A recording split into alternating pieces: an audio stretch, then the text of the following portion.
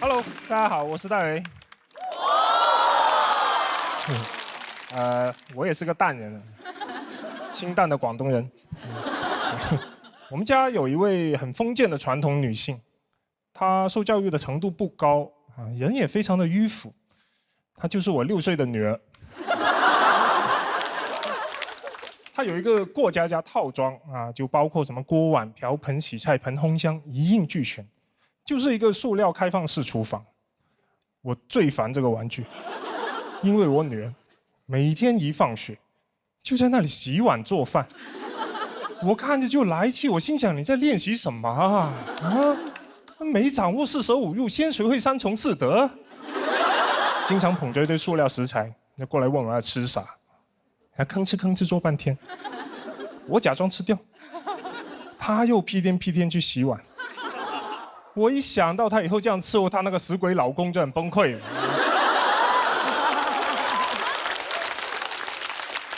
我感觉这个小孩思想太落后了，他都不知道外面现在有多少姐姐已经很努力的争取到了不用洗碗做饭的自由，他自己一上来要开倒车。你说咋办？你有没有什么培养事业型女性的游戏？比如来一个大富翁的女生版大富婆，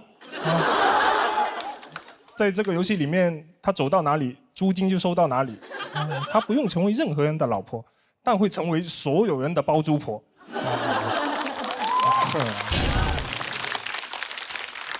想想就开心。但可惜没有大富婆，最后只好给她买了个塑料洗碗机。少做一点是一点吧。就我发现他思想传统以后，我开始留意到更多的蛛丝马迹。他现在最好的一个朋友是他班上的一个男同学，小男孩叫天天。女儿有一天跟我说，想跟天天结婚。我问为啥，他说因为天天是班长。他才6岁，择偶的第一标准，居然是有编制。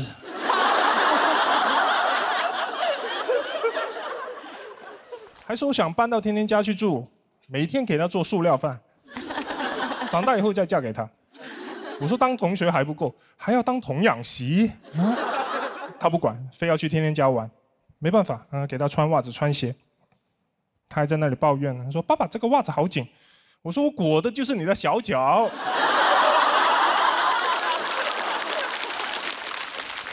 我是觉得整个环境和文化里面会有很多刻板的观念会影响到他。我女儿她从3岁开始就坚定地认为，只有女生才可以穿粉色，男生才可以穿蓝色。我只要穿粉色衣服，她就会嘲笑我：爸爸，你是女孩子吗？我说我不是女孩子，我只是闷骚。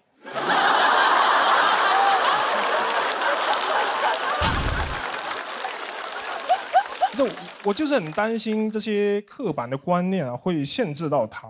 总会有人告诉他，你要温柔听话，长大以后找一份稳定清闲的工作啊，最后嫁个好老公。这是在干嘛？难道我就不配拥有一个言论犀利、事业全面开花、不依靠男人的女儿吗？难道我戴维就生不出一个杨天真吗？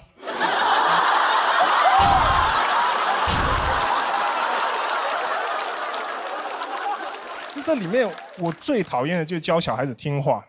我就跟我女儿说不要别人跟你说什么你就做什么，你要独立思考，要反抗父权，听懂了吗？她说好的爸爸。我说反抗父权，她说好的老登。看我干嘛？我是真的很希望我女儿可以受到更多优秀女性的熏陶，我甚至都想怎么去改装一下她的房间。墙上贴张伟丽的海报，空调换成格力的，书桌上面永远摆一瓶老干妈。我还给她看《冰雪奇缘》呢，这艾莎是迪士尼里面第一个没有嫁给王子的女主嘛，她很喜欢但是没看懂，只看上了艾莎的裙子，说要穿给天天看，气死我了。但至少他开始穿蓝色，就是得一点一点给他观念掰过来。我下一个入手就是他最爱的过家家。他之前这么爱玩，就是因为我一直给她正反馈，每一次都夸她啊，好好吃，宝宝好棒，一点都不符合现实。我应该给她一点现实主义的反馈。下次她刚把饭端上来，我一巴掌给她拍掉，怎么又是这几个菜？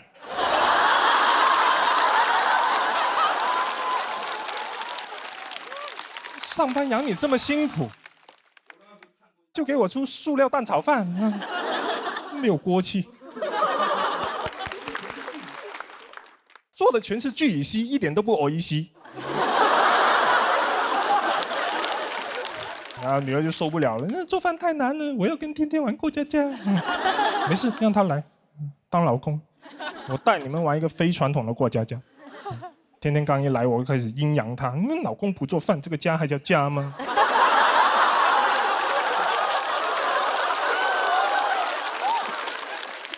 然后我再告诉他，你进了我家的门，就是我家的人，以后你是跟我们家姓戴，好好表现啊，做饭不要切到手啊。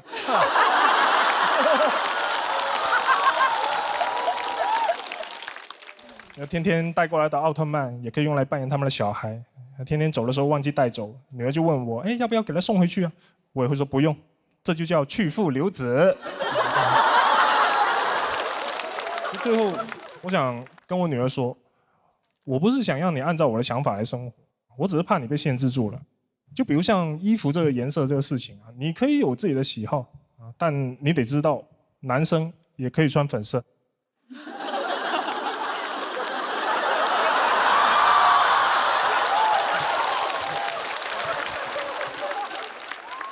而你，我的女儿，当然也可以穿蓝色。谢谢大家，我是戴宇。Hello， 嗨，大家好，我是戴宇。谢谢。其实今天要跟大家分享一个小秘密啊，就我有一个非常独特的家庭关系。我接下来这句话信息量有点大，大家集中注意力，好吧？我爷爷他离婚以后，带着他的小孩，娶了同样是离婚以后带着小孩的我奶奶。就是带着小孩的重组家庭。我爷爷其中一个儿子，和我奶奶其中一个女儿，后来是我爸妈。别担心，合法的，领了证。对，我爸妈是异父异母的兄妹。所以我小时候真的以为哥哥跟妹妹就应该是天造地设的一对。我看那些狗血偶像剧，我就觉得没有问题啊，非常现实主义题材。这真的会让我有点混乱。我从小就搞不太懂那些正规的亲属关系。我是直到上初中，我才勉强分清楚爷爷跟外公到底有什么区别。在我家是同一个人啊。那我同学告诉我说，他爷爷是他爸爸的爸爸，他外公是他妈妈的爸爸，不是同一个人。我说啊，你们家好乱啊。我甚至到现在我还经常记不住姑父跟姨父、表姐跟堂姐到底有什么不同啊？对于我来说都是一样的，就我整个家庭关系被极大的简化了。所以后来学英语学到 grandma、grandpa、uncle、cousin 的时候，那别的同学是很奇怪，老外怎么这么不讲究？只有我既亲切又有点忐忑。我心想，我该不会是美国人吧？难道我老家佛山是佛罗里达的一座山？不过话说回来，我们家这个配置其实优势非常大。我们家庭关系就很融洽，因为是这样。首先，你想，最让人头疼这个婆媳矛盾，直接就没了。我妈的婆婆就是她亲妈，他俩才是一伙的，相当于微信可以转支付宝了。猫给耗子戳上澡了，马斯克坐着比亚迪跑了，我一个老广用上东北小品的喜剧技巧了，很和谐。然后我妈结婚以后也不会有那种寄人篱下的感觉，她属于是嫁出去的女儿接回来的水，确实很方便。登记领证也只需要带一个户口本。工作人员就问了，女方户口本呢？我妈说往后翻。因为我爸妈感情也一直都挺好的。我从来没有见过我妈动用夫妻吵架的绝招啊，回娘家，没听说过。也幸亏他们感情好，要不然他俩要是离婚的话，那也太尴尬了吧。我妈真得管我爸叫前夫哥。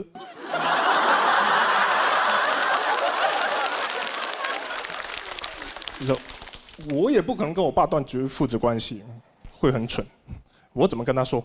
我没有你这个爸爸，从今以后你只是我的舅舅。正月就去剪头，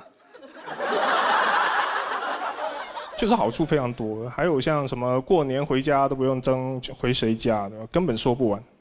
我爸曾经语重心长地跟我分享他婚姻的经验，他说：“我跟你妈这一路走来，真的好省事。可能婚姻长久的秘诀就是省事。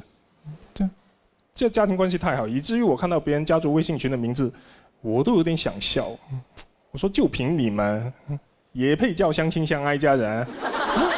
顶多客客气气两家人。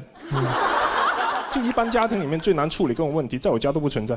我们家结构性不矛盾。正所谓树挪死，人挪活，亲妈最好是婆婆。当然你们也不可能模仿，对吧？所以我也不在这里婆婆妈妈了，就祝大家家庭幸福吧。谢谢大家，我是戴维。Hello， 大家好，我是戴维。大家好，大家好。很巧啊，我家也有宝宝碗啊，我也是个爹。对，我女儿现在6岁，我现在不上班，我就养不起她；但是我上班，我就没时间养她，这是我最大的困扰。我也想过，要不就当全职爸爸吧，但又怕自己没有办法胜任这个职位因为大家应该都听说过一句话，叫“没有危险的时候，爸爸就是最大的危险”。这句话确实还挺有道理的。我上次带我女儿出去玩荡秋千，那有一对父女也在旁边玩。那个小女孩穿个裙子坐在秋千上面特别文静，然后她说：“爸爸帮我推一下。”非常错误的决定。你们见过有人把小孩当标枪扔的吗？他爸真的一个跳步，走你！然后也不管他女儿吓得有多害怕，在那里好玩吗？好不好玩？我感觉爸爸是在问自己。我忍不住偷瞄了他一眼，我发现他也在瞄我，我一下就懂，这个莫名其妙的比赛已经开始了。你看他表情很明显要挑衅我，你好好学学，看我怎么推出了个大回环。太幼稚了，太幼稚了。所以我跟我女儿说：“你抓稳啦。”但我还没发力，他女儿就飞出去了。还有是沙地没有受伤。不过他爸不但没有去安慰他，还一直责怪他。我叫你抓紧，为什么不抓紧？很明显，他心虚了。因为当父母做错事的时候，他们都很喜欢通过责怪小孩来为自己开脱。不过这个爸爸他虽然嘴硬他最后还是露怯了。他说了一句我们大家都听过的话：“不要告诉你妈妈。”所以我家人确实也不是很相信我带小孩的技术啦，就会让我心理压力很大总怕自己会背锅嘛。上次我爸带我女儿出去玩，女儿摔破下巴。我第一反应都不是心疼她，我心想：我去，还好不是我。所以现在我自己带我女儿，我真的特别小心。她在我旁边就吃颗糖果，我都保持警惕，我就怕她噎到，我随时准备给她海姆立克急救法，就绝对不能让你妈看到不过这么小心也不仅仅是因为怕我家人骂我了，我最主要还是担心我女儿。我担心她长大以后给我推轮椅的时候，我也会问我。好玩吗？抓稳了下坡大回环。真的想想都怕，得对她好一点嘛。所以我一直都给我女儿喝爱他美卓奥，它是品牌旗下销量冠军，实证成分5天看到99%黄金效果，就算飞进沙坑也能有先锋自护力。喝爱他美，不靠谱爸爸也能做的靠谱选择，这个绝对要让你妈看到。金主爸爸必须要鼓一下掌，其实还是想多陪陪我女儿啦。有时候会跟她一起玩玩具。我女儿她有一个这种儿童版的大冒险，就有一个转盘转到什么你就做什么。有一次跟她玩输了，我一转到一个亲一下爸爸，我就说好来吧，亲我一下吧。他说不对，是你输了，是你去亲一下你爸爸。我不知道你们跟自己爸爸是什么情况啊？我跟我爸虽然认识35年，但我们关系还没到那一步。我想蒙混过关，我说不是啊，这是你的游戏啊，应该你亲我。但小孩他对这种规则特别较真，特别固执，说不是就是你输啊，你去亲你爸，快去啊，就跟我吵起来。我爸全程在旁边一言不发，假装听不到，我在那里玩手机，感觉他也很害怕。没办法，我不能在我女儿面前当一个破坏规则的人，我就硬着头皮走过去。我爸也很僵硬，我俩硬碰硬，我就亲了一下他额头。我嘴唇都不敢撅起来，我就这样，他就碰了一下。那设计这个游戏的人肯定觉得是个很温馨的场景啊，他完全没想到是在挑战5000年中华文明父子关系的禁忌。我也没想到啊，明明父慈子孝啊，怎么搞得偷感这么重？那亲完以后，我女儿就满意了，说好，我们继续玩。我爸说，我先下楼买个菜，你们自己玩吧，今晚我就不回来了。其实这件事让我挺有感触的。就我小时候是有亲我爸的，但不知道从什么时候开始，好像亲爸爸就变成了一个大冒险。所以我现在其实最希望就可以平衡好上班跟养我女儿，给她足够多的陪伴。就对于我女儿来说，亲爸爸永远都不会是一个大冒险。好，谢谢大家，我是戴维。Hello， 嗨，大家好，大家好，我是深圳三角洲喜剧的戴维。Hello， 嗨。实不相瞒啊，我有一个6岁的女儿。谢谢啊。我一直都很担心自己不是一个靠谱的爸爸。我现在每天晚上9点钟准时要哄她睡觉，然后为了让她尽快入睡呢，就所有灯要关掉，我也不能玩手机，我就在黑暗当中跟她2个人并排躺在床上。大家觉得这种情况下谁会先睡着？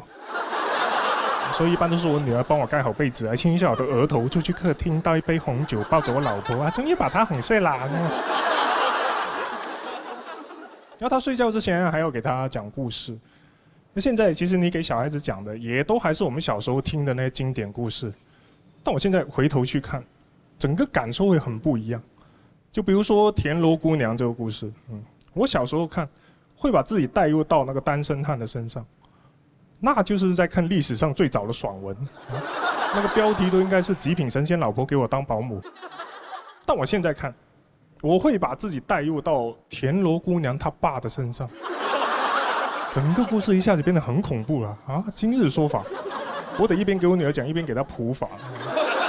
田螺姑娘在路边被人捡走了，带回了家。宝宝，这是绑架啊！单身汉把田螺姑娘的壳藏起来，田螺姑娘回不了家，只能嫁给他。这是非法拘禁加强迫婚姻罪。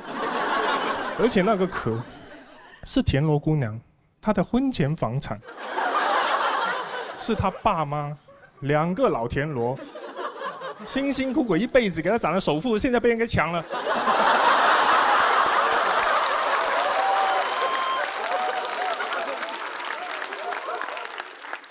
你以后一定要签好婚前协议哦。就现在看很多老故事都很有问题啊。白雪公主里面的魔镜制造容貌焦虑，灰姑娘假装上流社会混圈子，想阶层跃迁，都不太对。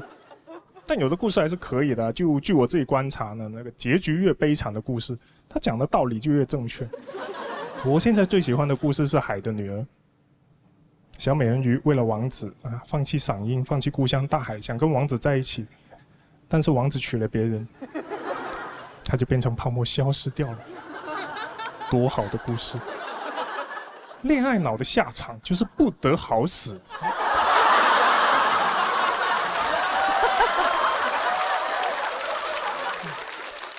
我也不确定我这样算不算是个好爸爸。而且我好像没有办法对我女儿做到那种完全无私的爱，就还是要有条件。那个条件就是她得识好歹。前段时间她过生日，我特意挑了个蛋糕给她，她一边吃一边嫌弃，怎么不是艾莎公主蛋糕？奶油也不好吃，然后把那个蛋糕扒烂了，只把里面芒果挑出来吃掉，搞得一片狼藉。就但凡她跟我说一句谢谢爸爸，我都会没关系，命给你。但现在他是不遗余力挑战我容忍的极限，我正想一个芒果塞他嘴里了，我就心想，我为什么要给你买蛋糕啊？你知不知道你能活过这一年，完全是因为我啊！你妈、你爷爷奶奶、外公外婆6个人轮流给你喂饭、带你看病、给你吃药，你所做的就只有扒窗户、玩煤气炉、书柜攀岩、吃地上捡到的所有东西、坐车的时候拉车门和把手指插到插座里面。你有为自己活下去经过一丁点努力吗？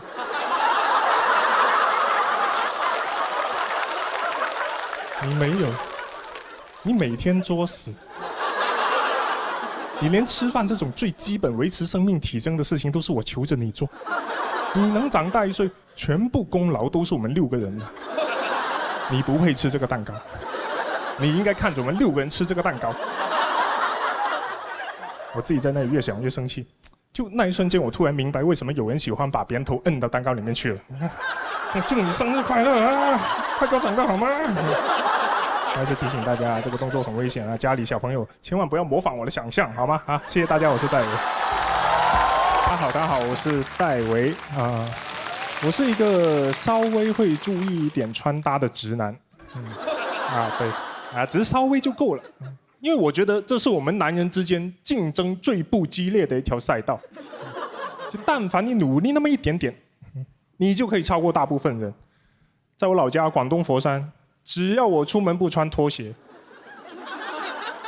我爸就问我是不是要去喝喜酒。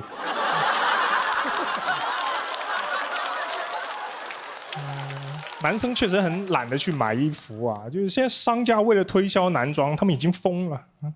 你想想看，我们全中国最有名、最成功的一句男装广告语，居然是1年逛2次某兰之家。它最大的卖点都不是好看，是你可以少来。你就感觉这个广告打得太卑微了。就可能他们销售总监跟 CEO 说，我们今年的目标是要让顾客来2次。我 CEO 听了不敢相信，哦，不是吧？这会不会有点太激进了？1年居然买2次衣服，哪有这种败家爷们？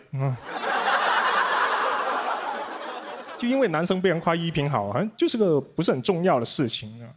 确实，如果有观众评价我说啊，虽然这个戴维一点都不好笑，但是他把衬衫的一边塞到裤子里，这个小细节，哇，真的太时尚了。这么夸我也不会开心。而且这种穿法到底想表达什么意思哈？上厕所结束得太匆忙。我还有一些朋友，他们不注意穿搭，是因为对自己有点盲目自信。他们会觉得说，我现在只是懒得弄，我要是弄了，那还得了？而这种人一旦打扮起来非常浮夸，穿个 polo 衫会把衣领竖起来那种。我真的太讨厌别人把衣领竖起来了，太嚣张了，以为自己很帅气，其实性缩力拉满。因为小猫小狗刚刚做完绝育也是这个样子的。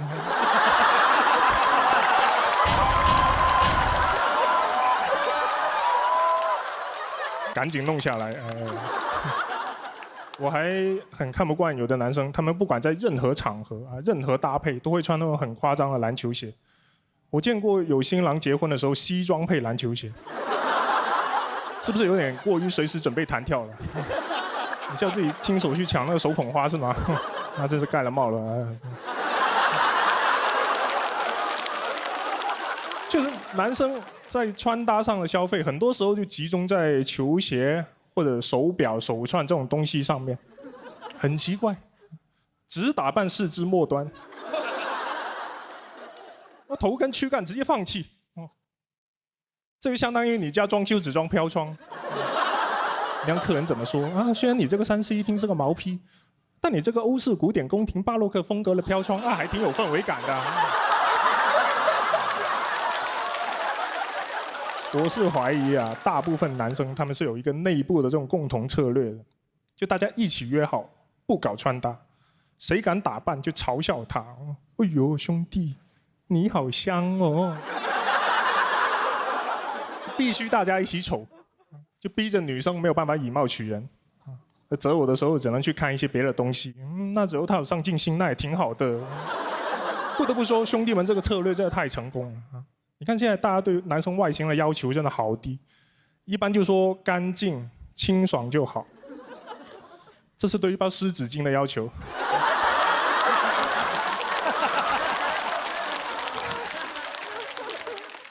我们这个策略成功到都已经违反自然规律了。你知道，在大自然，绝大部分雄性动物都必须要靠把自己打扮得很好看来吸引雌性的，不会有一只母狮子喜欢一只公狮子，是说我就是喜欢它情绪稳定，想谈，没有，全部都是看外表。最典型的例子就是孔雀嘛，就即使在如此残酷、随时会死、弱肉强食的大自然雌孔雀择偶的第一标准还是好看，而公孔雀就把男性衣品好的这个重要性体现得淋漓尽致。他们只要开屏开得好，就可以找得到老婆。他们求偶就特别简单，都不用展示生存能力，只要展示 OOTD， 就在那里屁股一翘，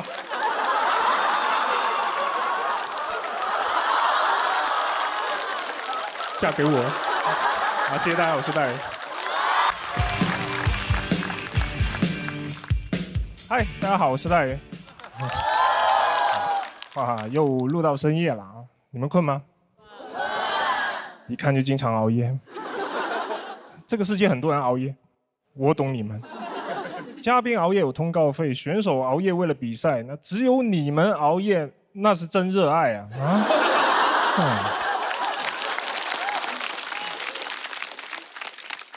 我自己就经常熬夜，因为又要当演员，又要经营俱乐部，这特别忙。有时候凌晨2点还在回消息。每到这种时候，我就会想起《灰姑娘》里面那个一到12点就会变回南瓜的南瓜车。嘿，他居然赶在客户还没完事的时候准时下班。你这放到现实，这个南瓜只会丢掉他网约车司机的工作，然后改行送外卖。没有南瓜车那么硬气，所以我只能等到所有烦我的人都睡了以后，才有那么一点属于自己的时间，可以稍微放松一下，就会玩到3、4点。我当然知道早睡很健康，但是不开心；熬夜很开心，但是不健康，很矛盾。我到底是应该身强力壮的抑郁，还是活泼开朗的猝死？感觉身体跟灵魂总有一个快要上路了。每天熬到3、4点，现在作息非常的规律。有时候2点困了，我都劝自己，怎么这个点就不行了？再坚持一下，床头柜刻一个碗字。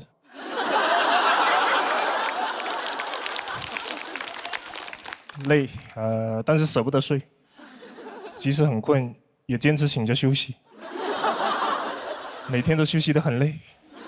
休息的我好想休息，打个游戏，想着赢一把就睡。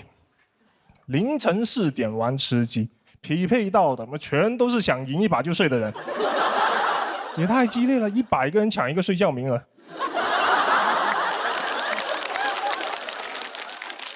还没吃上鸡，鸡都开始打鸣了。看个电视剧吧，这一集不够精彩，不过瘾，得再看1集。这一集很精彩，等不了了，更得再看1集。连续剧不就得连续看？好不容易看完35集的《长安荔枝》，终于上床了。短视频又来找我了。我现在不是刷完一个视频然后去睡，我是在刷一个视频过程当中睡着了2、3次，我才会睡。我都不是睡过去的，我是晕过去的。刷到美伊谈判。特朗普不同意，但是我点头了。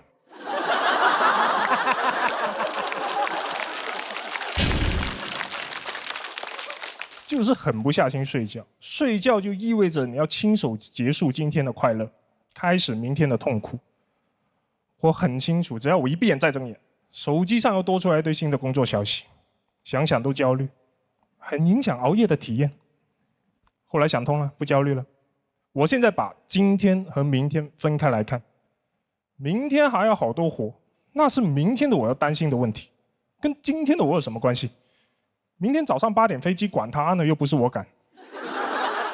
明天的我少睡一点没关系的，他比今天的我又更老了一点，老人嘛，就是觉少。这个就是我现在的人生哲学。今天的我享今天的福，明天的我吃明天的苦。我小时候不是这样的，小时候我会提前把作业做完，就可以玩一整个暑假。但是现在我提前把工作做完，我就可以做更多的工作，它没有尽头。还买什么走步机？人生就是一台走步机。成年人是没有暑假的，我的暑假就1点到3点，没有 gap year， 只能 gap 1夜。你知道弗洛伊德把人分成本我、自我和超我，我现在把我分成左我、今我和明我。昨天的我没有完成任务，今天的我指望明天的我，明天的我说人呐、还是要靠后天努力。谢谢大家，谢谢大家。Hello， 大家好，我是刘仁成。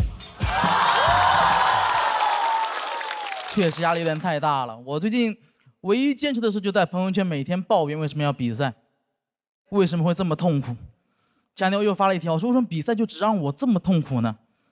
佳佳您回复，可能是因为你没参加过高考吧。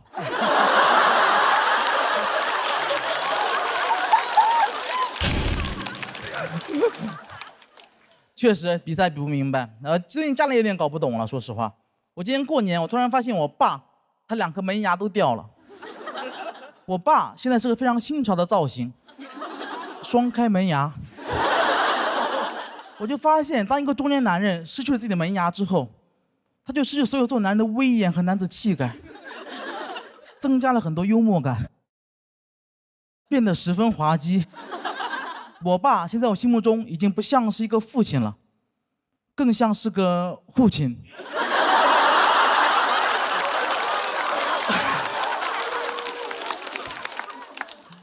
我爸干了一辈子门窗，到老嘴巴漏风了，漏的都是当爸爸的威风。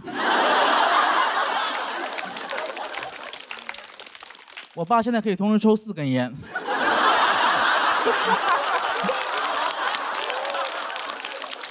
别人抽烟都是散客，他就属于卡座。其实很担心讲这个话题，大家不感兴趣。毕竟这个故事有点老掉牙了。但我爸他掉牙原因并不是因为年纪，是因为他的糖尿病的并发症。他糖尿病有点严重了，到一个很难控制的地步了。不知道为什么会这样子，可能是因为他完全没有控制吧。他对待治疗太消极了，他每天只在打完胰岛素后测血糖。我爸，你骗谁呢？你在干嘛呀？你在做数据。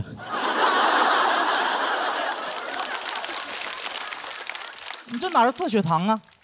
你纯测胰岛素呢。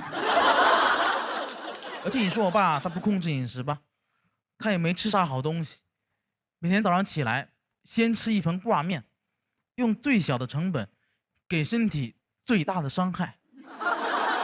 每天早上起来往那一坐，跟县太爷似的，升堂。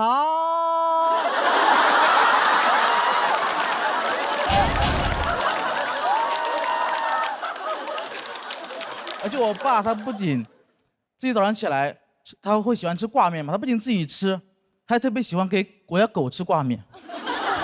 我特别生气，我觉得你已经因为自己乱吃东西，对吧？已经把自己搞出了一身病了，别给狗也整出病来。我爸说：“哎，别乱讲，糖尿病主要是因为遗传，不是吃出来的。而且人的病，狗怎么会得呢？”今年2月，我家小狗小黑确诊了糖尿病，给我气坏了。我爸，你得选一个吧，要么是你喂出来的，要么是你遗传的。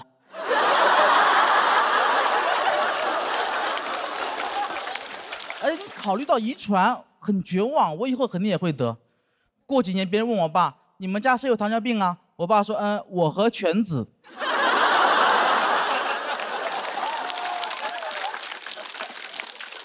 那就像我刚刚说的一样，我现在没有糖尿病，其实这个事也挺奇怪的，因为其实我才是我们家最肥胖那个人，也是饮食最不健康那个人，但我没有糖尿病。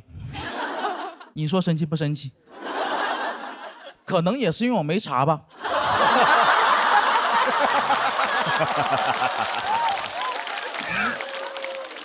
这玩意儿你别说，真神奇，只要不查就没有糖尿病。我有点害怕体检，我很久没去体检了。我上次去体检，医生嘱咐我写作业的时候离本子远一点。但就导致这个问题在于，我现在很难劝我爸妈去体检。就每当我劝我爸妈去体检，他们就劝我去体检。你们去，你去，你们去，你去，你们去，你去。这么大年纪了，跟我玩反弹。但我真的又不敢带我爸妈一块，我们3个一块去体检，因为感觉我们这个家庭啊，不能同时承受这么多的打击。你不能把胖子放在一个篮子里面。要是我们家全部被查出糖尿病了，怎么办？家里挂面谁吃啊？狗都不能吃啊。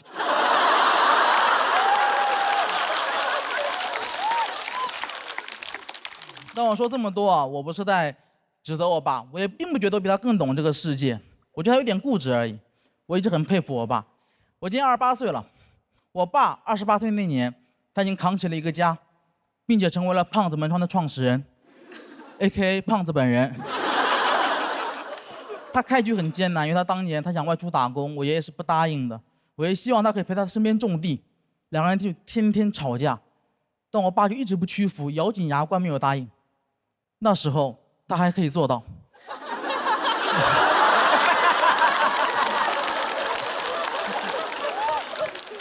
有一天他们吵得特别凶，我爷爷把我爸爸带到一个田里面，挖了个坑，跟他说：“如果你再提去外面打工的事情，今天我就把你给埋了。”然后一脚把我爸踹进了坑里，当时全村都过来看热闹了，也有人在劝我爷爷，但我爷爷不语，只是一味的挖地。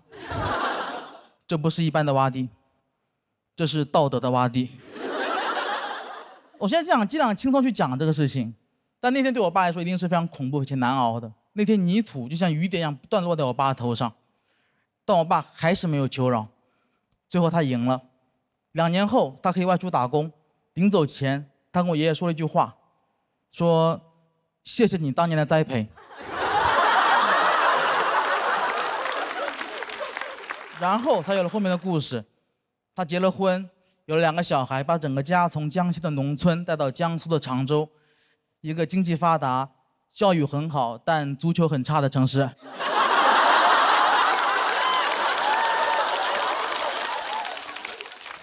这是后话了。我觉得我不如我爸，因为我比赛已经让我有点喘不过气了。如果我遇到这样的打击，我可能就一蹶不振了，我就再也起不来了。我最多在小某书上起号。家人们，这个世界谁懂啊？恶毒的爸，不停地挖，泥巴里的我怎么开出生命里的花？但我爸什么都没做，他就默默忍受这一切。我爸被我爷爷从小打到大，但我从小没有挨过1次打，可能是因为我爸淋过土吧。淋过土的那个男孩学会了给别人打伞，所以前2天我还带我爸妈去体检了。我觉得得面对这一切。体检报告出来之后，确实吓了我一跳，因为我发现我爸妈的病啊加起来都没我1半多。哇，比子欲养而亲不待更可怕的事情发生了，子要先带了。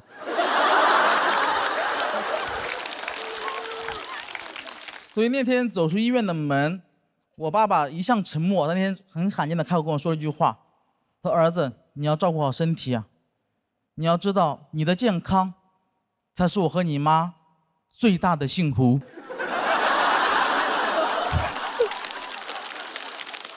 那一刻，炎热的夏天突然拂过了一阵凉爽的风，是爸爸的微轰。大家好，我是龙小爸。大家好，我是杨蒙。谢谢，真的谢谢你们，而且你们真的辛苦了。我洞房都没闹这么晚。工作。我说前2天刚办完婚礼，那个婚礼其实我觉得我可以很骄傲的说，杨温结婚，大半个脱口秀圈都没来，就不是我人缘不好，就现在圈子实在是太大了。但是我把程璐和建国请过去了。啊，你知道现在这2边节目打得如火如荼，我把双方各自的总编剧叫到草原上喝酒唱歌，因为我的婚礼双方停战3天。他们现在叫我脱口秀核心大使，但其实我不是太喜欢这个称号，因为我那个草原婚礼我自己设计的，我就骑马入场，我觉得特别帅。结果到他们嘴里说蒙恩出塞，